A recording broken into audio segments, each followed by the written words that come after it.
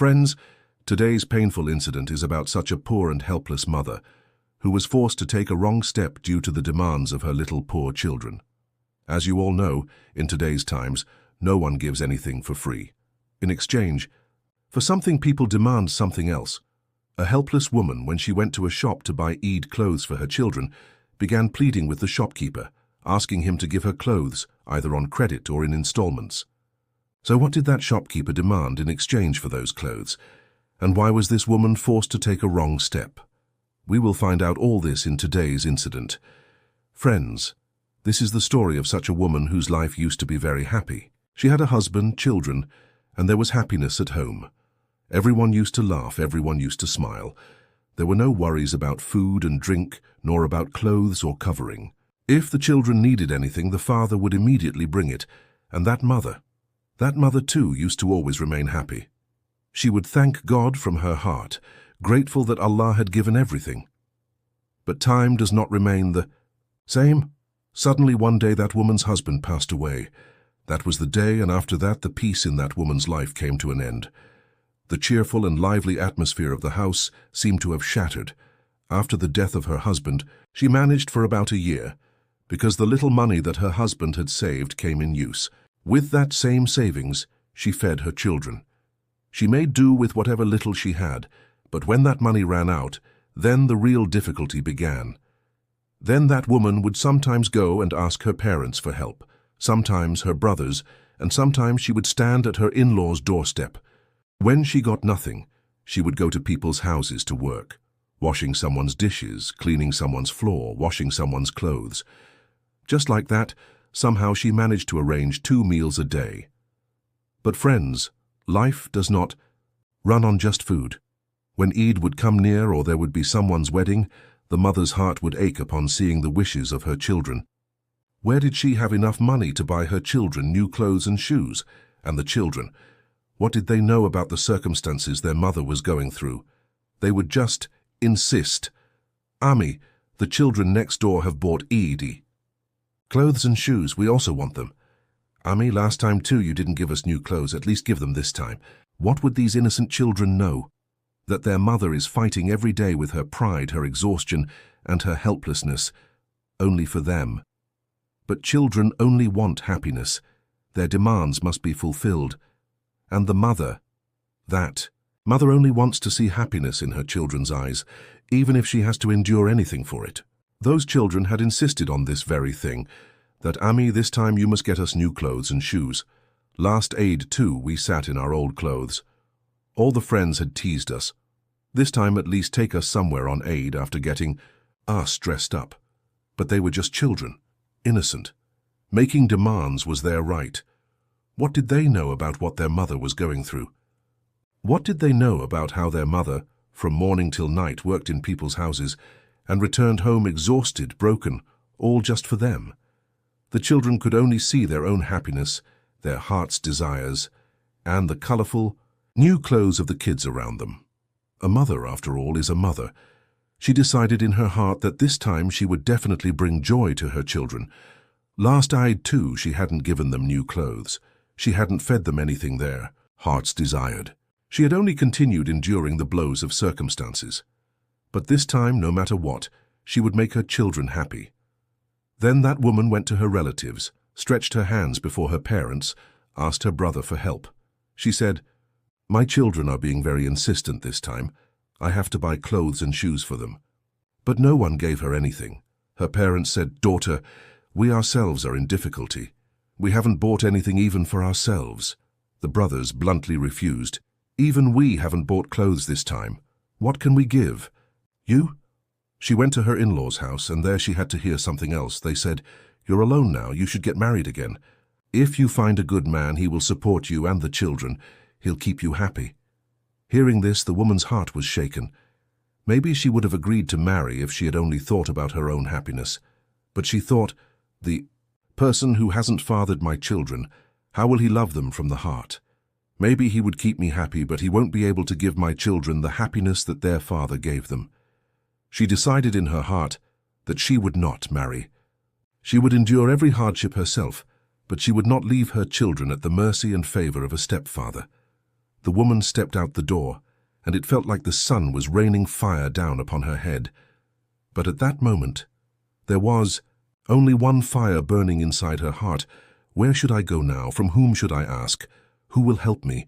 As she looked at the people passing by on the road, it felt to her as though every face was a stranger, and every door was shut. Her heart kept asking the same question again and again. Is it for the sake of the children's happiness? For that should I now even trade my dignity? But in the very next moment she shook herself and said, "No, I cannot do that. But what if no other way remains?" Thinking this, her head kept bowing lower and lower. It felt as though helplessness had now cornered her completely. She couldn't understand what to do now. Her pockets were empty, the children were adamant, and every door had already shut. Now that woman began to consider a new path, and this is where the incident began to take its next turn. That woman kept thinking in her heart, "If I have to get married for the sake of my children's happiness, then maybe I will." But Eid was just 2 days away. Who gets married at such a time? Anyone willing to marry would only fix the date for after Eid. And the children, they wanted happiness on Eid itself. So that path too was closed now. Now the woman, with empty hands, a broken heart, and tearful eyes, returned home. After reaching home, she sat silently, buried her head in her knees, and kept thinking, "What should I do? Where should I go? Whom should I ask?" Suddenly, she remembered something her neighbor had told her. A few days ago, her neighbor had mentioned that there was a man who gave clothes on installments. He would first give the clothes and take the money later. You just have to complete the paperwork and there's no issue. A new spark lit up in the woman's eyes, as though her heart had gathered the last bit of courage. She felt that maybe fate had knocked on her door. Her children's faces floated before her eyes, and from her heart a prayer came out. "Ya Allah, if this is the path, then make it easy, and if there is harm in it, then protect me." With this hope, she knocked on her neighbor's door, immediately went to her and said, "Baji, where can I find that shopkeeper who gives clothes on installments? I need to buy some for the children." The neighbor gave her the shop's name, address, everything, but also said one more thing. "Look, sister, that shopkeeper is a bit strange. He has some conditions which not everyone is able to fulfill." The woman asked in surprise, "What kind of conditions are there that I wouldn't be able to fulfill? I'm taking clothes for my children, not doing anything immoral." The neighbor said, "I can't say anything. Go and see for yourself. If the conditions seem acceptable, then take the clothes, otherwise come back." The woman said in her heart, "I won't take any wrong step. If everything's okay, fine. Otherwise, I'll return empty-handed." The next day, that woman went to the shop. Just like ordinary shopkeepers show clothes, he too began showing her one piece after another. But the woman immediately stopped him and said, "Brother, before you show me the clothes, please listen to me. I don't have money right now. I've heard that you give clothes on installments." The shopkeeper smiled and said, "Yes, sister, we do, but the rates are a little higher on installments. And one more thing, we don't give clothes to anyone without conditions, because many people take the clothes and run off without paying." The woman said, "Then tell me what the conditions are. If I have to sign a stamp paper, I'll do that too. I just need clothes for my children." The shopkeeper's tone changed a bit. He leaned in slightly and asked, "Sister, do you know how to read and write?" The woman replied, "Yes, I can read a little." The shopkeeper pulled a book from under the table and said, "All our conditions are written in this. Please read it carefully. If you accept them, we'll give you the clothes. If not, then just leave quietly, no arguments." The woman said, "All right, I'll read it." She opened the book and began reading slowly, but after reading the first condition, her hands began to tremble. It read, "Any woman who comes to buy clothes on installments must first remove her burqa and all clothes in front of us. She must stand completely exposed before us, and we will make a full video recording. Her face and body must be clearly visible. This video will be kept with us until the entire payment is made. If you fail to pay on time or refuse to pay, midway we will upload the video to an adult website. Any money we make from that will be added towards settling your debt. This is the first and foremost rule of our shop, which means that every woman who comes here must first pawn her dignity." Reading this condition, The woman's heart sank. Her hands shook and the book nearly slipped from her fingers. Then came the second condition. If you do not agree to the first condition, then we have another way. You will have to establish a physical relationship with us. Whenever we call, whenever we summon you, you must come immediately. And this meeting won't be a one-time thing. It will continue until your entire payment is completed. And yes, if you stop coming midway, we may release the video mentioned in the first condition, or file a false police complaint against you. So it is better that you continue responding to our calls until your debt is fully cleared. After reading this, the color drained from the woman's face. She felt like she couldn't breathe. Then came the third condition. If you refuse both of these options, then you'll have to give us a legal stamp paper. It must clearly state that if the house you live in is in your name and you fail to make payments on time, then we will have full rights to transfer ownership of that house to ourselves and sell it to recover our money. This stamp will be legally binding, and even if you later deny it, we can show your signature and legally sell the house. This condition wasn't for just one woman. These three were the fixed policies of the shop, and every woman who came there for clothes on installments had to go through them. The woman read all the conditions with tired eyes. Her hands trembled as she held the book. But one thing was clear in her heart. She could never agree to the first two conditions. She was a woman of dignity. She thought, maybe I could have considered the third condition about the house. But then she remembered, I don't even own a house. I live in a rented home, and you can't mortgage a rented house. Thinking this, she quietly closed the book and placed it back on the shopkeeper's table. Without saying a word, she turned around and walked away. Her heart was heavy, her eyes were filled with tears, and her steps were unsteady. She had gone to that shop with hope, but now she was leaving with humiliation, fear, and shame. Soon as the woman stepped outside, she noticed another shop just across the street. A different shopkeeper stood there watching everything.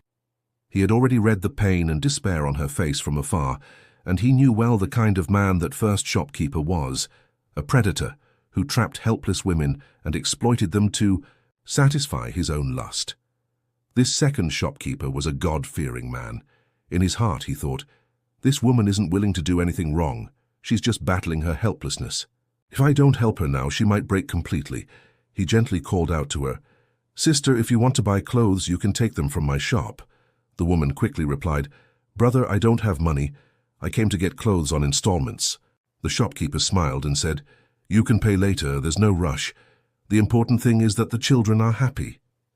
Hearing this, the woman's heart trembled. The memory of the first shopkeeper and all his terrible conditions flashed. In her mind, she instantly said, Brother, I can't agree to any conditions. I'm in a lot of trouble, but I won't sell my dignity. The God-fearing shopkeeper softly replied, Sister, I have no conditions. No video, no physical relationship, no stamp paper. Just pay me whenever God gives you the means. No rush, no pressure. But still, the woman was afraid. Her heart was filled with such deep fear that she suspected even this kindness to be a trap. In a trembling voice, she said, No, brother, I don't want anything, thank you. The shopkeeper could see the fear and trauma written all over her. He said, Sister, I'm fasting right now. I cannot lie. I won't deceive you, nor do I have any bad intentions. I just want to help you for the sake of God.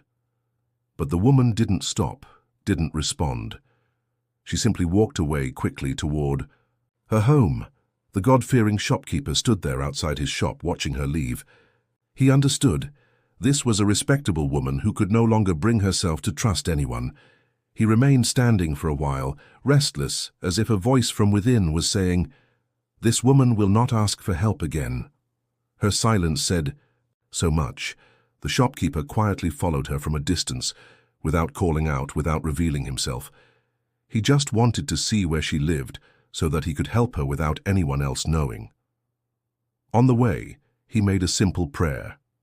Oh, Allah, if my intentions are truly pure, then grant me the ability to share this woman's burden. Help me to offer a kind of help that protects her dignity, that comes from the heart, not from the tongue.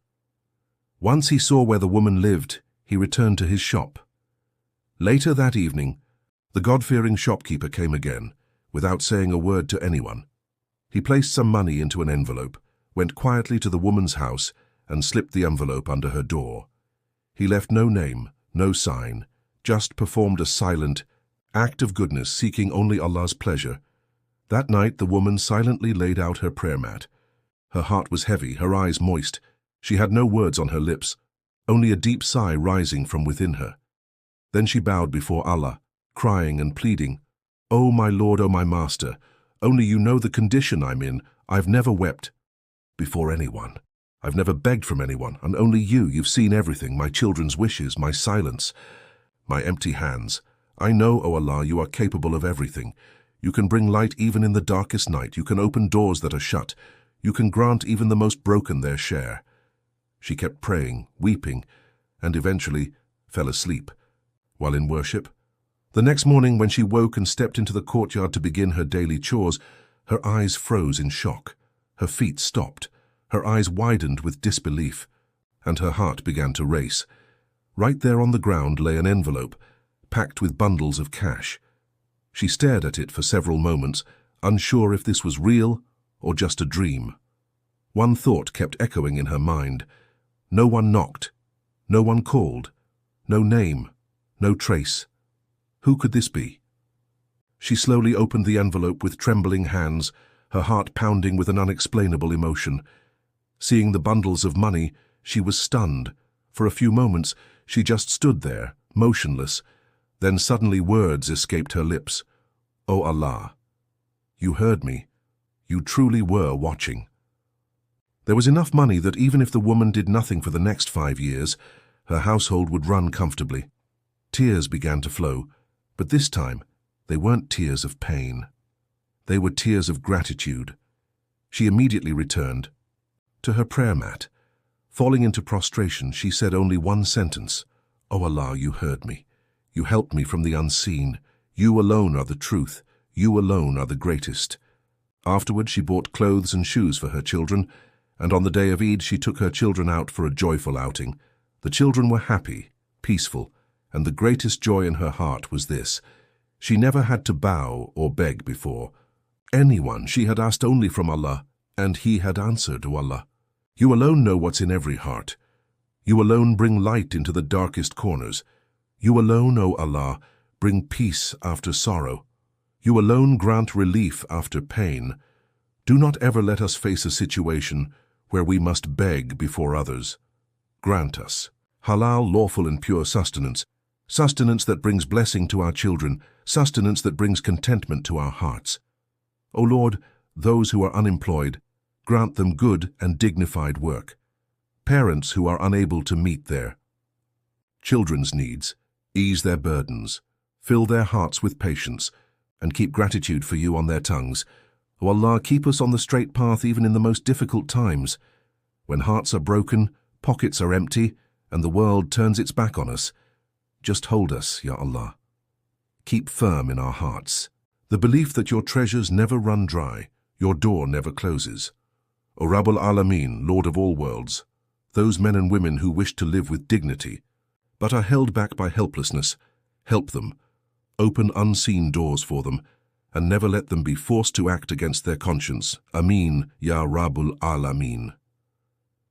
Friends, Eid is a festival of joy, and joy never decreases when shared.